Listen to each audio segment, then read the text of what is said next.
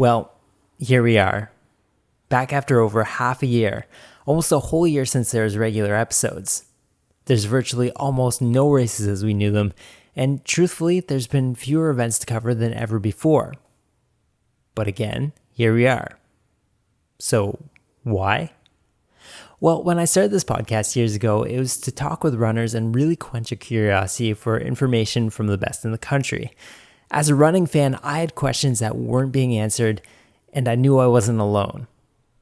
After taking an extended break this year, I found myself with questions again.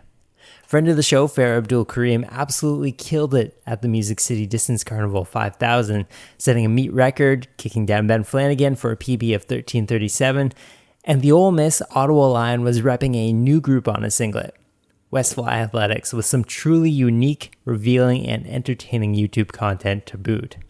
So I dusted off the old microphone and had an insightful conversation with Farah, one where he talks about the ups and downs, his future in the sport, Tokyo 2021, being a student of the sport, and who he watches and looks up to.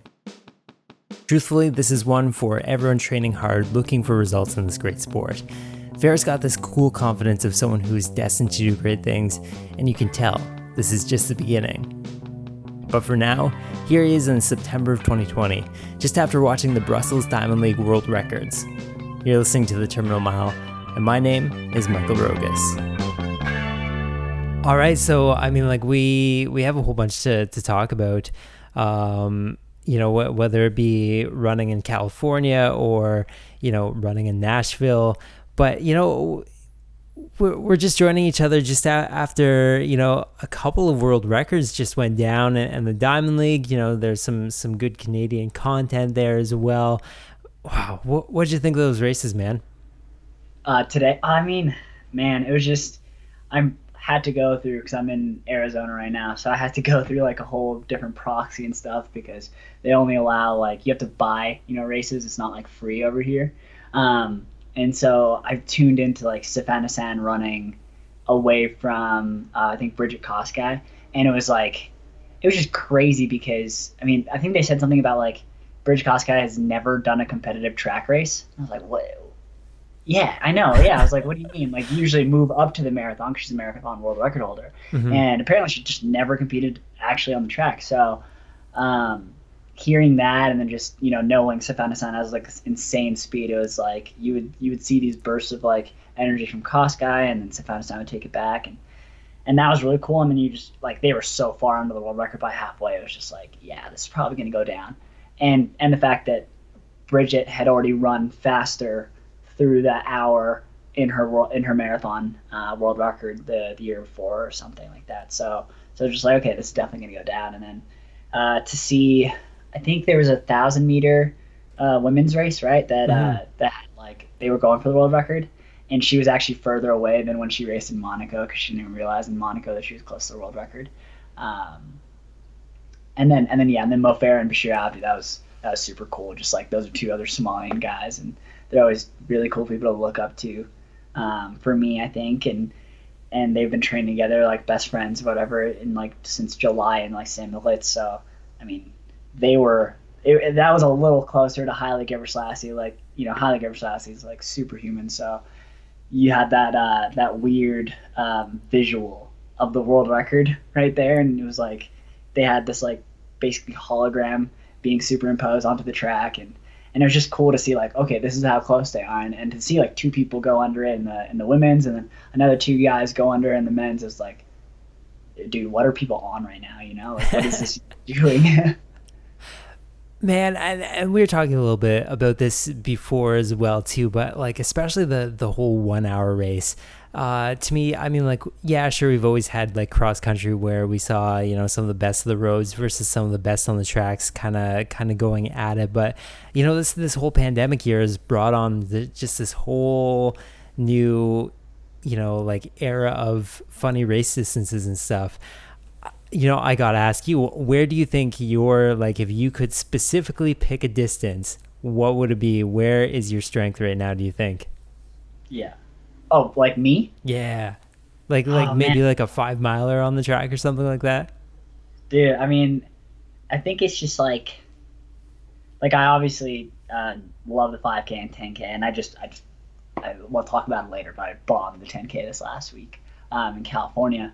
But I've always saw myself as like the further it goes on, kind of like the more able I am to be competitive in a race. And man, 5 miles, that'd be a lot of fun. That's like just over 8K. 8K on grass is a lot of fun because you're just like basically you get out so hot, especially in NCAA. You go out in like a 4:20, go through like 800, the first 800 and like 2:15, 2:13 or something like that. So I know on the track it'd be super super fast. But I mean, 5 miles, that'd be an insane race. I think that'd be like death row for a lot of people, especially like collegians that are a lot more close in talent and training right now. So that'd be definitely a lot of fun. But I mean, I think a half marathon would be super cool to tackle. Probably not on a track, but I think that'd be a distance where it's like you can go into the 4:30s, 4:40s per mile. But then it's also like if you go a little too fast, then you could just completely blow up. But it's like that edge of like this is super fast, but this is also like comfortable, and I think that's like a really cool thing to tackle. Whereas like a marathon's like a little too like, okay, you actually have to be ready for this distance, and a 10K you actually have to be ready for that super fast track effort. But you're able to hit both those lines in a half marathon. I think that'd be really cool to tackle one day. Oh, for sure. Hey, just a couple weeks ago, you mentioned it. You ran 13:37, brand new PB, meet record at the Music City Distance Carnival in Nashville. Man, that was such a wild race. I mean, like I saw the highlights, in a video which we'll definitely be talking about later. But it looked like first mile went out super quick. You slowed down only slightly for that second mile and just brought it home at the end. Walk me through that race. I mean, like, what was that like from the perspective of you on the track? Oh man, it was really cool.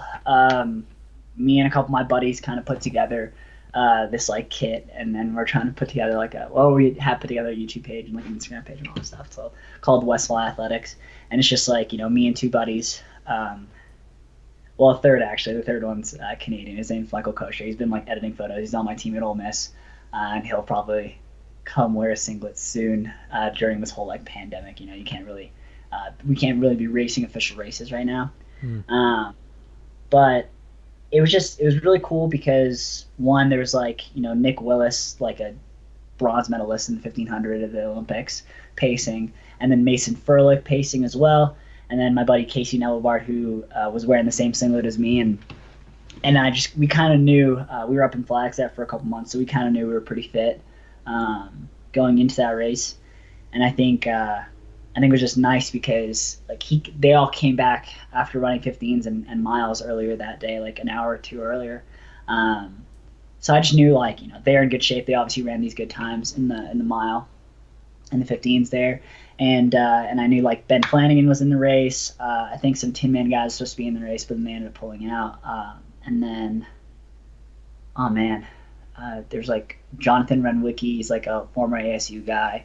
A lot of really good Brooks Hansen guys in the race, and so I was just like, I'm gonna try and do no work as much as possible, and just allow people to really pull me through, and then coming back to it, like I've been at altitude since the middle of March or May, May, and I think I may have been down back to Oxford, Mississippi, at sea level for like 10 days between my two stints up here, and so I knew like, okay, like they say you're supposed to be strong, you're supposed to have all these things, and then and have a little bit more at the end of a race. So 65 mids wasn't really the goal that day. We were thinking like, okay, we're gonna be able to run 64s today, but the pacing didn't go out right for it, and so I was like, okay, like still this is about 10 seconds faster than my PB, and I have to be on it. Like it's gonna get hard. And it just like, I don't know. Some days you just have a really good day, and I don't know if that was like a really good day or if like that's just like where my training indicated me to be. because I thought I could run a lot faster, but it just never really got too difficult. And how you said, like, it did slow down a little bit. Casey ended up pacing to the 3K, which is funny because it's like two pros, one Olympic medalist and another Nike pro, only paced like 1200 and like 2K and something, and the collegiate athlete was the one who went the furthest and paced the furthest. So he paced 3K. We came through in like 8:13, 8:12, which is about my 3K PR or PB, and so I was like, okay, like whatever. I never really run a good 3K indoors anyways, and this year I was hurt when I ran 8:12, or I was coming off injury. So I was like, okay, like I know this isn't too hard, and then Ben just kind of took it from there, and I knew he was like a really good guy with pretty good closing speed, as we saw like at 2018, I think. Yeah, 2018 NCAA championships when he just flew by Vincent Kiprop from Alabama, and I'd raced the Alabama guys so much, I was like, okay, I know these guys have like raw speed. So Ben took it, and we slowed down a little bit, and we were kind of like, okay, who's gonna take it, who's gonna really go. And I saw there was like a group of like 9 of us, and I was like, man, I gotta go soon. And I just saw like a little inside, and the inside rail was open with like 600 to go, and I was like, okay, it's now or never. If he comes past me, I know I'll have another gear because I feel really good, and I think it just never came down to that. It was really I was fortunate on the day, and I hadn't done too much speed work. I'd maybe done like 3 200-meter reps like for sessions within the last like month before the race. So I was like not too confident, but I knew I was strong, and I ended up closing like a 127 for the last 600. So I was like, okay, like pretty happy. I think I was like celebrating down the home stretch and stuff, and it was just like it was a good day. It was nice. It was I never felt like it was too hard, and I don't know. I think altitude paid off. It was like okay, that's like a cheat code. Like I can use it now. Oh man, that last 200 was wild. Like you're just like you dropped them fairly hard. I mean, like, okay, so in the context of a race where you're just burning from beginning to end, do you think there's like a whole lot to take off there? Yeah, I mean, I talked to my coach after the race. It was actually his wedding day, and he's like, oh yeah, I'll put the live stream on at the wedding. I was like, don't do that. And so I was a little out of pressure, but I talked to him. I talked to a couple really good, people I know in the running scene, and I knew in myself like, okay, like I'm ready to run 13:20s. So it was just kind of like there was a lot more to give, and to know that I could close like that off of pace that's basically 10 seconds faster than my personal best. I think I'd run 2 5Ks in indoors as my last two 5K efforts.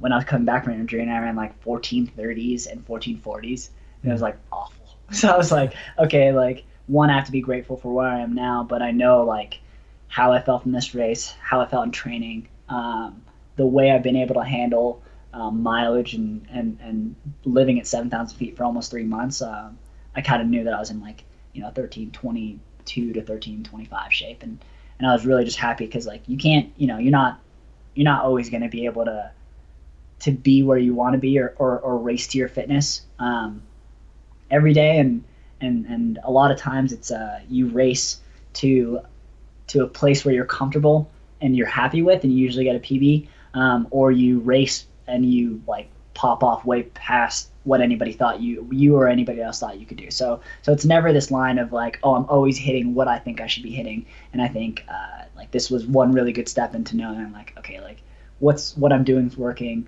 and there's a lot more to give, but that doesn't mean that it all has to come at once. Yeah, so one thing that I really noticed watching the Westfly Athletics vlog was you sounded like genuinely excited when you mentioned that Mason and that Nick were both going to be pacing this sort of thing. Talking with you about the Diamond League and in our past conversations, like you're a real fan of athletics. You're someone who really consumes this stuff. What's that been like, like finding yourself in the same place as Ben Flanagan and like out kicking him, or being in a race where you are being paced by, just such a legend such as Nick? Nick Willis. Yeah. I think it's really cool because or for me at least, like I watch so much running content all the time, or I read about it a lot. I think it's very underrated to be a student of the sport, unless you're, like you're the soccer player, your basketball player, your football player, where your team has this whole portion of their training block set out to watch footage and watch video and learn how to how to play certain people, um, how to maneuver certain tactics, and how to work against certain defense or offenses and stuff. And I think that's a very underrated thing. A lot of people in running think like, I'm going to go out, I'm going to grind, I'm going to run these, awesome, insane workouts for me or for everybody, like depending how amazing you are.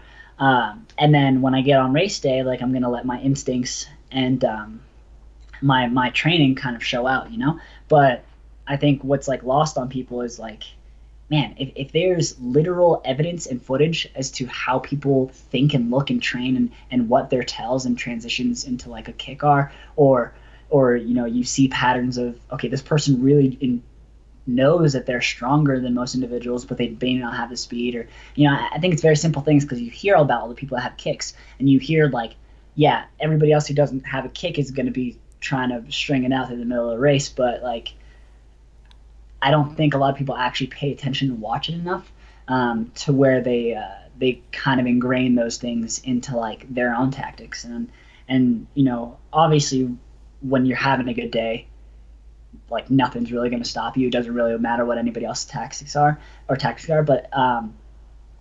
when you're not having a good day, it's like how do you cope with it? How do you deal with it? How do you see other people deal with it? And if you can like really be in tune with how somebody's going to race, like if you just feel like complete trash from like 2K in, but this person's going to push it to like 4.5K because they don't have the most insane closing speed, but you have that closing speed, and you can just grind it out. If you're in that kind of fitness, then that'll give you all the more confidence to know like, okay, they are doing exactly what they always do, and it kind of adds to your racing, plethora of knowledge and tactics. And I always find myself, I think I watch, man, of course, like today, Diamond League days, I always watch as much of the stream as I can without interrupting training. But like every other day, I'm consuming some sort of running, and I always try and see who's having the best race. It doesn't matter about who wins, unless it's obviously a championship race. But like if you can consistently see who's taking the shortest line, who's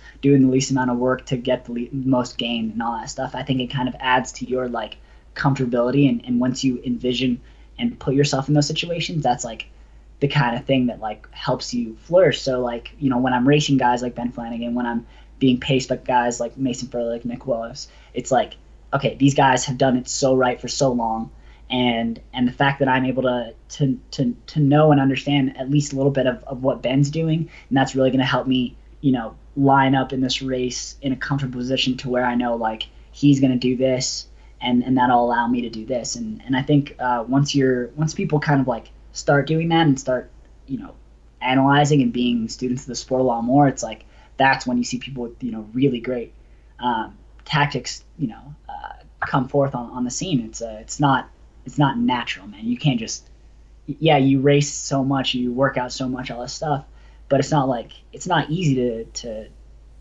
race well. It's a very hard thing, and I don't think people think too deeply about it, like as much as they should anyways.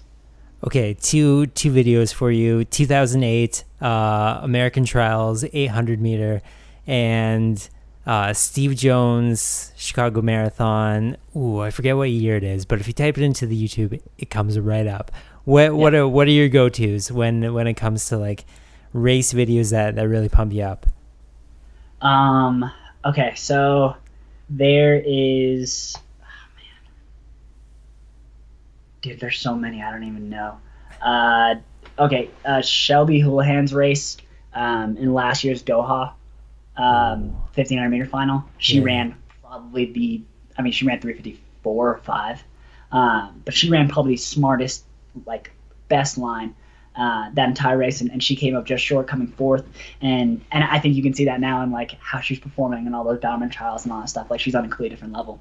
And then always it's every race on a world or Olympic stage that I've seen of Mohamed is like, man, that guy knows how to run, like, for real. Like, just there's always like this swagger of like he looks like the kind of person that's done everything right, and I think that takes like a lot of time of like excellence, but like he's just never in like really the wrong position, and he's so gutsy. I think he's been coming into his own, for the last 8 years obviously, but this last year has been, I mean, from Doha on, it's just been like, okay, you can't deny this guy's a real deal, and it's so cool to see like that kind of growth, because obviously he's been making world teams since high school, but that instinct and that knowledge and being a student of the sport, I think is something that he embodies. So for sure, any race the Mohamed races. Man, like he's probably one of my favorite runners, just because every single time he steps onto the track, with some obvious exceptions, he gets better every single time. His tactics get better, his fitness gets better. Just, oh man, easily one of my favorite runners of all time. He's a complete animal on the track. Oh man, couldn't agree with you more. Hey, we got to talk about it. There's that 10,000 meter race, fairly recently. You DNF'd. It was just after Nashville. What went on there? Why'd you decide to pull the plug on that one? Oh yeah, I think we're going to talk about the little group that I have going and stuff, and me and my friends are kind of repping right now and trying to make a brand off of. But I think something that's really important is to put yourself out there, and I think the whole, I mean, everything leading up to that race is perfect. Like, I just got in, like somebody scratched, I got in. It was like all a blessing. But just, if I'm gonna be honest, like I thought that I was gonna like explode out of both ends during that race. Like, I had like a good breakfast, and then for lunch around like 4 o'clock, like an idiot, I had like a full bowl of Chipotle, and I don't think for like a year and a half I'd finished more than half a bowl of Chipotle, but like that day I was just like, oh, I'm so hungry. Anyways, rookie move. I pulled like a high school freshman, bonk before a cross country meet, like having the biggest breakfast of life. But yeah, no, I had this like rock in my stomach from maybe 300 meters in. I was, I think I ran exactly the race that I would have wanted to run, outside the fact that I wasn't able to finish, just because I was like, okay, like, what are the odds that I can go to lane 4, I can puke, and I can not, go out the other side as well? And I was like, probably pretty bad. So I was like, I'm going to stay in this as long as I can. Got through, I think 5K in like 13:50, 1:02, which is the third time I've ever broken 15 or 14 in the 5K, and 2 of them were this season, and 1 was in that 10K. I knew I was in that kind of shape just because I knew I was in 13:20s, evidence sake, it's like 13:37. So I knew I should be able to at least run sub 28 or 28.0s.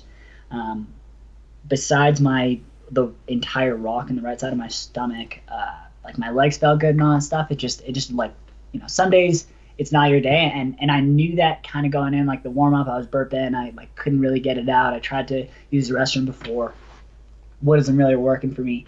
But I wasn't gonna go and sit in that second pack, and sit and try and run 14:05, trying to just break 28:10. I knew what kind of shape I was in, and I was like, like if I'm gonna talk if I'm gonna tell the meet director that I'm gonna race well, if I'm gonna be training the way that I'm training, if I feel as though that I'm ready to run 27:40 or faster, then I should go and run that pace and back it up as much as I can. And I don't think I'll ever try and be the person that like steps on the track and just takes the easy way out when they're feeling bad. I'd rather, go out there, put myself like completely out there and vulnerable, and allow myself to take this risk, because like, dude, I'm gonna have to run 13:43 high faster if I want to make the Olympics, Mm-hmm. And if I can't go out on a day that I feel bad and run 13:50 to the first 5K and not blow up at least in that first 5K, then I have no future in the sport. I have no future in the way that I want it to be.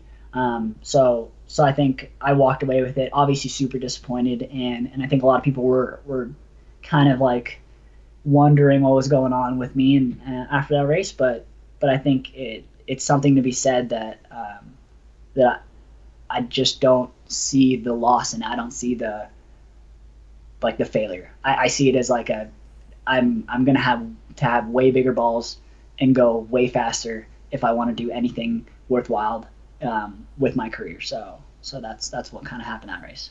Yeah, you're a guy that I thought of when they pushed off the Olympics for a year. I mean, that gives you another 12 months to do something.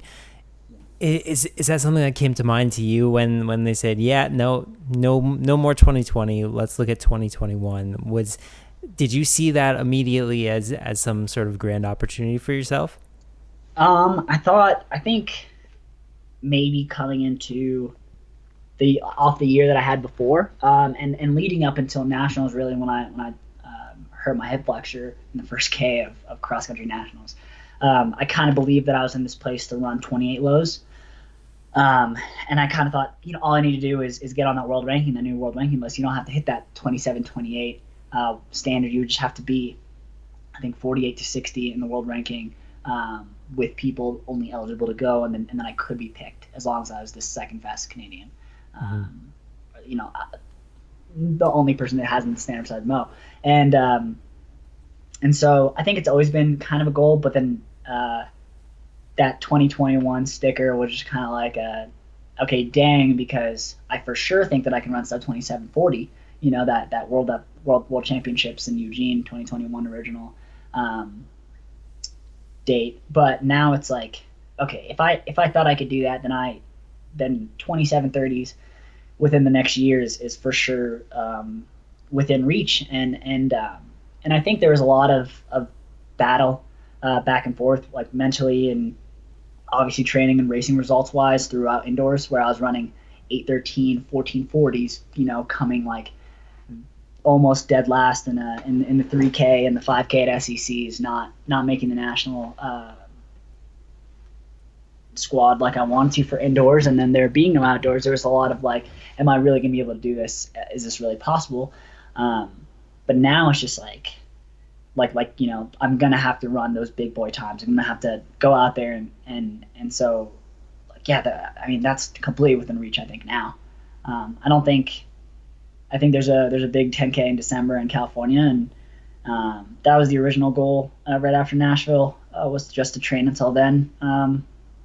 But then I had this opportunity, and I tried to go get it, and I came up short. But now it's like, man, I came through 1350. I felt really, really good, body-wise, leg-wise, all that stuff. So this, getting either the world ranking or that standard is completely within reach. It's just about how my training goes, and if I can either go pro or come back to Ole Miss and kind of work out with some really great guys on the team there and try and push it to that next level, because I feel as though like there's this cusp and I'm getting close. It's just a little more. If you're an 8 guy or if you're a 15 guy, this whole, space between races, that would be such a nightmare. But, being the 5'10" guy, how is like this sporadic race schedule of, maybe there will be, maybe there won't be, maybe they'll be 2 months apart or 3 months apart or half a year apart. Like, how is that treating you, mentally and physically? Coming back to Flagstaff after 10 days back in Oxford, Mississippi. Mm-hmm. But I had decided, I'm taking a semester off of university, and I'm going to come back for my last semester because of, the corona and all that stuff. I have outdoor eligibility. So I just decided to move to Flagstaff, Arizona. And so,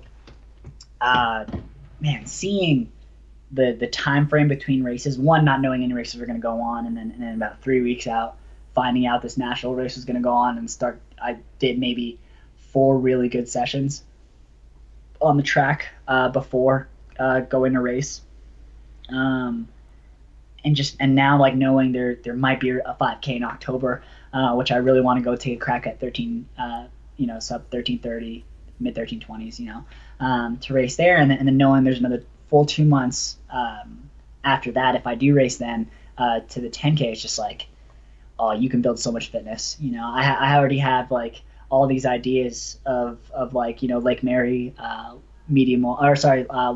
tempos, and running a certain pace at Buffalo for 8 to 10 miles, and just knowing that like, I think the big difference between middle distance and long distance runners is the I always call it or I think a lot of people call it the Church of the Sunday long run. And so how many times you can see God between your last race and your next race is probably how many times or how many seconds or whatever you're about to take off. Or so just being able to push yourself to the point of like, I don't know if I can finish this, or man, like today it might have been the hardest effort in a very, very long time, is very rewarding and enticing. Between training blocks and big training blocks like this, it's just like you make leaps and bounds if you do it right. So it's very exciting. All right, so let's talk about Westfly Athletics. Like I said, there's that video up now. I watched it on Tracky, but I'm sure if you just type it into YouTube, Westfly Athletics, if you want to throw some handles and that sort of stuff, by all means, possibly one of the most entertaining running vlogs I've seen in quite a while. Explain to me what Westfly is and why people should check it out. Oh, heck yeah. I think it's very funny because a lot of people that watch it are either like polarized, they're one side or another, and I think that's like probably pretty good for our content and the sport and stuff like that. It's just me, my buddy Everett Smulders, who had this brainchild of wanting to do more than just make a group. He wants to kind of do like a whole holistic life thing around it, make a gym, nutritional stuff and shakes and stuff like that, and kind of build around like his dream of athletics, because he is a pretty successful guy. He's run like 3:42 for 3, and he made nationals in the 1500 in the NCAA as a freshman when he was a walk-on. So like, pretty good guy. And then there's Casey Neville-Bard, who transferred from Southern Utah to Florida State. He's a 358 miler, 340, 1500 guy, but he's like multiple-time All-American. Has always made the final at nationals in the NCAA. So it's just me and 2 other really quality guys with some other guys in the works right now. But we kind of decided like there's no more excuses. There's no more like we're really tired of people saying all these things about how they train and work so hard, because in the distance running and running community in general, like everybody works hard, man. Like everybody is out there killing themselves if they're doing it right. Like you don't always have to work super hard. You can work super smart, but at the end of the day, you're putting in a lot of really quality work, and into like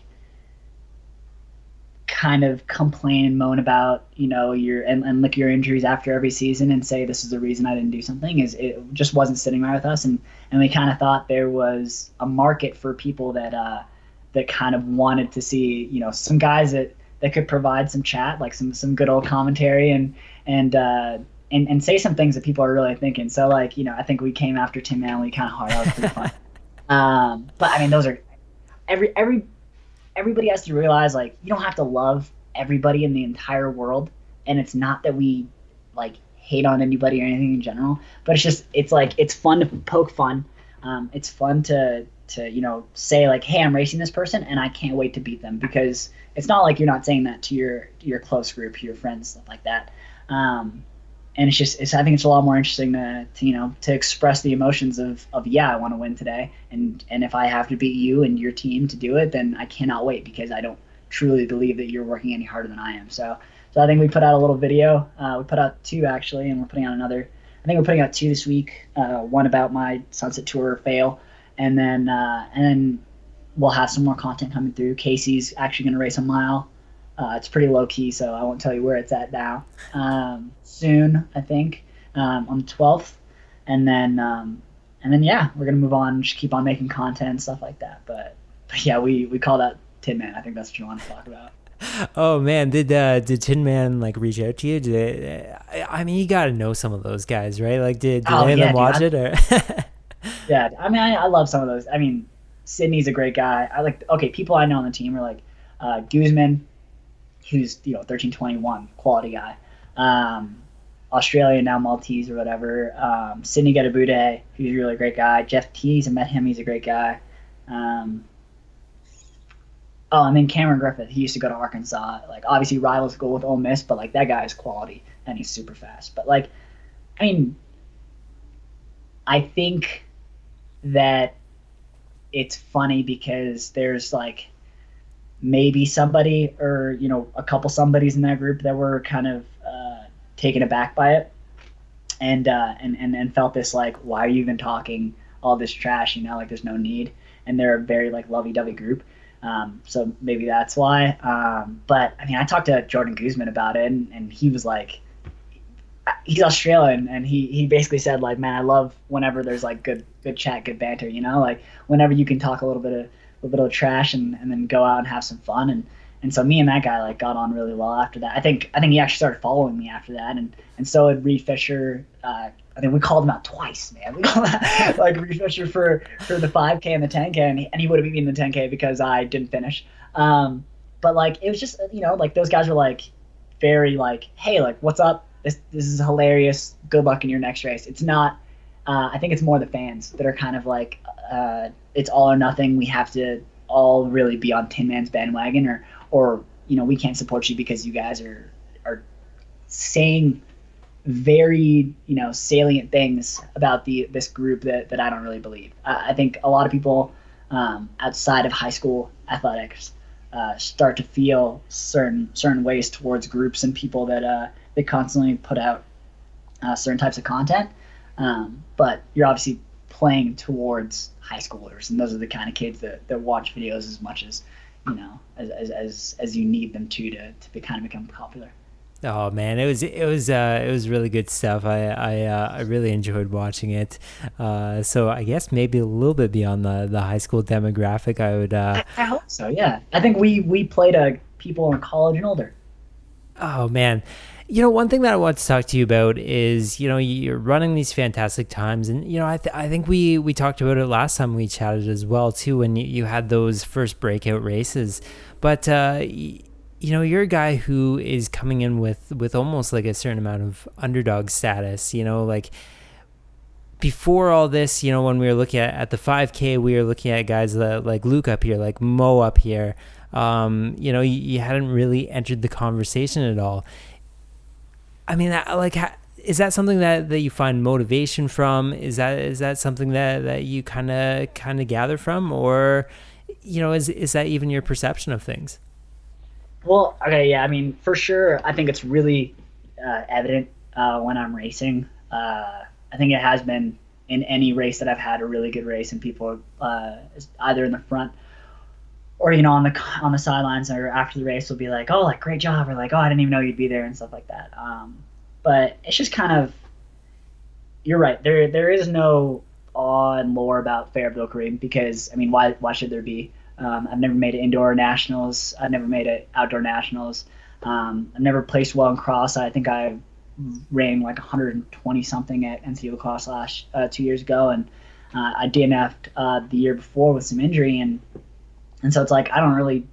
I mean, even to be called an underdog is like a huge compliment because it's like like to even believe that I could be somehow able to come out on top is huge, and to have that status. But I think I've never really drawn on it because I know that there's not only a lot more for me in the sport, but in order to be the kind of person even I respect, I would want to be able to see those times of like 13-20 mids. I want to be able to see those times 27-40 or faster, 20-40s or faster, and so nobody should be worrying about me. Nobody should be talking about me. It's not humbling. It's not motivational. It's just like the facts. It's like I would never say like, oh, this is the next big thing, or this person's the next big thing, and because like they have to prove and consistently prove that they're that type of person.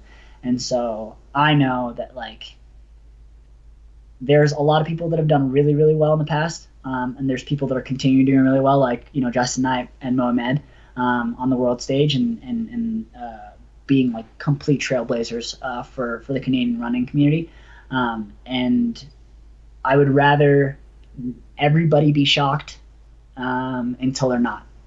That's all that matters is like once it's like a normality and it's just like a part of regular commentary that Farah is one of these guys you should watch on their face. Oh, the team's going to be so and so and Farah for sure. It's like that's when you should start talking about me and I think it's cool to have people kind of believe that I'm in this position to maybe get there. But I've always thought about it as it doesn't matter how well you do until the end of your career. Because I was never I never made any teams when I was in high school or anything like that. I didn't even make the cross country team in elementary school. I barely made it my first year for my 7th grade year. I was never the best in Ottawa until the 10th grade or 11th grade, and then that's when I finally won cross country, and then I wasn't even really the best in Ontario. And maybe I got one very low-key indoor national title in the 3K, my 12th grade year, and so like there's nothing really to be like shocked about. It's like cool, but I feel like as long as I keep on having this forward momentum and keep on improving, then in a couple of years, man, like there's gonna be when I keep on putting on kits and I keep on making teams, that's when it's like that's when I want to be recognized. When I want people to say like, yeah, like he was never insanely the best, but he's an Olympian or he's a world championship finalist now, and I think that's what matters more, and people should be more focused upon that. Is like longevity and consistent growth within your field, because like it doesn't matter if you're the best in high school, dude. You're not the best in college, or it doesn't matter if you're the best in college. You go to the world stage, as soon as these guys go pro, they're completely stomped on. So I'd rather make it finally when I'm whatever age, but I'd rather make it as like an Olympian or a world championship competitor. So Yeah, totally. Hey, with the pandemic and everything, what's the whole situation with Ole Miss? Like, do you have any more eligibility left? Where do you stand as far as that goes? yeah, so I have outdoors for next semester. So for 2021 outdoor season, I have that. I don't have indoors or cross. It looks like NCAA is proposing not even having indoors this year, so that's thank God. And then for cross, the NCAA has officially canceled any kind of national meet and whole season. But the SEC, I think ACC and Big 12 or Big 10, I forget whichever one with Oklahoma State and Iowa State, decided that they would have an in-season season, so from like the middle of September to early November.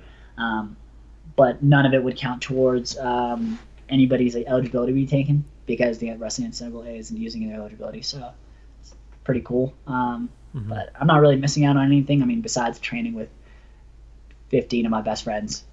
But yeah. Nah, fair enough. Well, hey man, it's always been cool to watch you race, and was really psyched when I saw that 5K result for sure, and had to get you on the show. And hey man, really appreciate you coming on. Really appreciate it a lot. Thank you. No worries. Yeah. So yeah, no, just a couple things. I'm living up here now in Flagstaff, Arizona. I think I'm training with a bunch of good people, and but yeah, some races to really watch out for that have been like touted are the December 4th and 5th. I think that's when you can start getting the Olympic standards. So there's supposed to be a really, really fast 5K and 10K down in LA, Sunset, or this put on by the same people as the Sunset Tour. Gotcha. So I think they'll be going for like 27:30, and then a group going for 27:40 for that, because you can get both year standards, I think, for Worlds and the Olympics. I might be wrong, but I know the Olympics for sure. And then there's a race in October in Nashville, a 5K, and so I haven't gotten a specific date on that one yet, but that's what I'm really training for now. I think I took the last 4 to 5 days off as my first break since December when I came back from my injury. So, gonna take it day by day, but I think I could be really fit to go do something there. And if that Nashville race doesn't happen, then I think we're gonna put on a little live stream action on the Wesfly page in Oxford, Mississippi, and I'll fly down there that same weekend, and I'll just gonna have one set idea for a really good 5K effort and try and go for a really fast time. So yeah, a lot of things to come, but yeah, man, there's a it's a I think it's a really trying time in life in general.